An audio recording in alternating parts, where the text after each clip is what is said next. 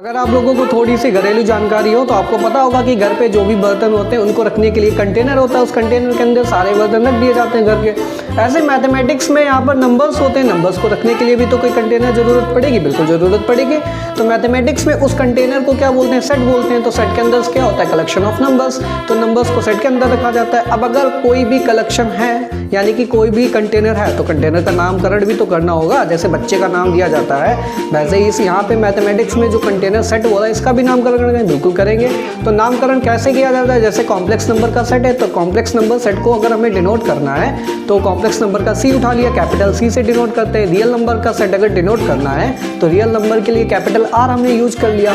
तो ऐसे अगर हम बात करें इंटीजर्स के सेट के लिए हम आई यूज करना चाहिए, बिल्कुल नहीं। इंटीजर्स के सेट के लिए हम यहाँ पर तो जेड यूज करते हैं, तो इंटीजर्स का आई क्यों नहीं लिया गया, तो इसके पीछे का रीजन है क्योंकि यहाँ पर एक जर्मन वर्ड है जैलिन, और जैलिन का मतलब होता है टू काउंट ऑल नंबर्स, ठीक है। तो हमारे जितने भी काउंटिंग नंबर्स हैं, पॉजिटिव नंबर्स तो आप लोगों ने पढ़े ही हैं, होल नंबर्स बोलते हैं, जीरो से स्टार्टिंग होती। बट उन्हीं नंबर्स को अगर हम निगेटिव डायरेक्शन में पढ़ने लगे तो निगेटिव का 1, निगेटिव का 2, निगेटिव का 3 यानी कि निगेटिव के होल नंबर्स हो जाएंगे। कह सकते हैं कि होल नंबर्स के पीछे निगेटिव का साइन लगा दीजिए।